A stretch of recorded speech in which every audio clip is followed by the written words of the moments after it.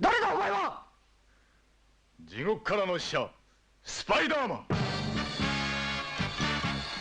Ah, yes, Spider-Man, the show that looked at 1977's The Amazing Spider-Man TV movie and series and decided the appropriate response was, you know what Peter Parker really needs? Alien blood, a combat warship, and a 50-foot battle mech named Leopardon, and absolutely nothing else from the source material, because why the hell not? In 1978, Toei Company and Marvel Comics shook hands on a mutual licensing deal. Toei got Spider-Man, and then Toei did exactly what Toei wanted with him. No Daily Bugle, no Aunt May, no radioactive spider bite. No, with great power comes great responsibility. Just a motorcycle stuntman and alien warlord named Professor Munster, and 41 episodes of the most gloriously weird superhero television ever broadcast. And that bizarre little handshake accidentally wrote one of the first drafts of the MCU playbook. To understand why Spider-Man exists, you have to understand what Japan's television landscape looked like in 1978.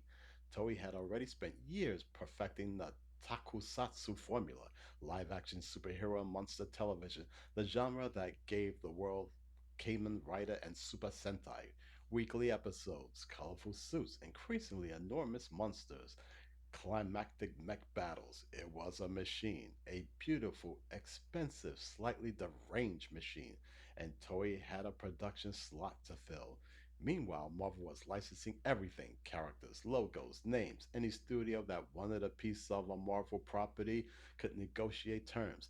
Toei came to the table, Stan Lee signed off, and so began one of the strangest creative partnerships in pop culture history. One Marvel spent 30 years pretending never happened. Now, here's the part that makes your head hurt even if you think about it for more than 12 seconds.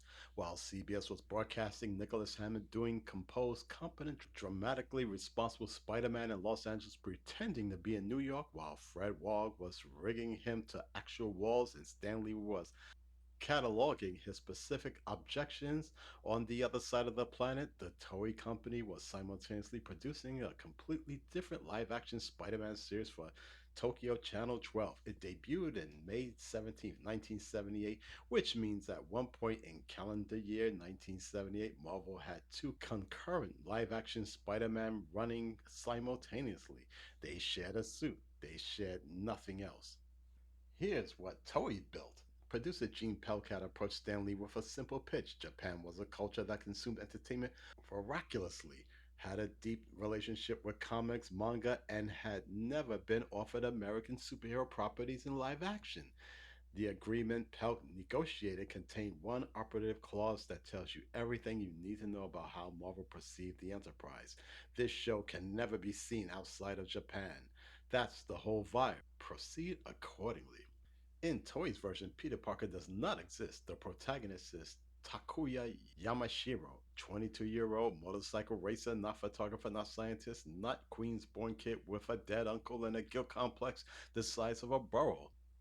In the vein of the Green Lantern, Takuya witnesses a UFO crash, investigates, find an alien warrior named Gary, a last survivor of planet Spider, destroyed by the villain Professor Munster and his Iron Cross army, who proceeds to inject Takuya with his own blood, hand him a bracelet that generates the Spider-Man suit and controls a spacecraft called, ironically, the Marveler, and then reasonably dies.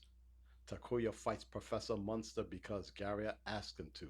Because with great alien blood transfusion comes great responsibility, apparently. Classic. The Marveler transformed into a giant robot called the Leopardon. This detail matters erroneously, and we'll get to it. Stuntman Hirofumi Koga performed every physical Spider-Man sequence with martial arts acrobatics that the CBS series was not equipped to attempt: backflips, combat choreography, kinetic fight sequences against monsters that every episode grew to kaiju scale because the episode required it. It is the most physically dynamic Spider-Man that would exist on screen until Sam Raimi gave Tobey Maguire a flying green goblin and a bridge full of civilians to worry about. The wall crawling is different from Hammond's, less methodical, more percussive, but both stuntmen on opposite sides of the globe were doing the hardest legitimate physical work of their respective production. Neither got a credit that matched what they actually did, which is peak grimness. Now, Lapardon.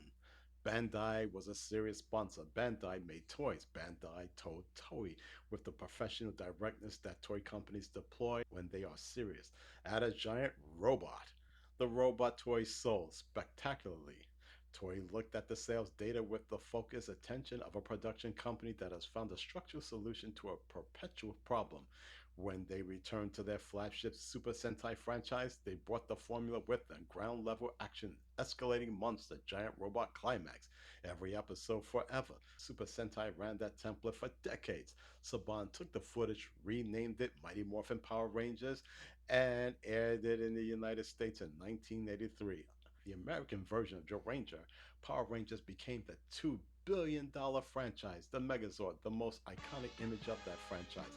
The image on the lunchboxes and the backpacks and the birthday cakes exists because Stan Lee licensed Spider-Man to a Japanese production company with the stipulation that nobody outside of Japan should see it, and Bandai wanted a freaking robot. So let's take stock of what Marvel was managing in 1978. In America, Spider-Man show that kept the character's name, his suit, his city, his supporting cast, and his journalistic cover identity, and discarded the humor, the rogues gallery, and the personal stakes that Stan Lee had identified as a character's functional core. The multiverse isn't a phase 4 invention. Toei piloted it in 1978, so Spider-Man didn't just influence the MCU. In a very real sense, it stress tests the idea first. Takuya Yamashiro has the Marveler, Lapodian, and the Sword Vigor. None of it matters in the end because the universe already decided Toei's Spider-Man was a footnote in a story it hadn't finished writing yet. It just didn't mention that to Toei. If you want general video essays on cult television, retro animation, and forgotten pop culture, subscribe to Pulp Vision, where there's no content farms, no trend chasing, and definitely no slop. Thanks for watching. Till next time.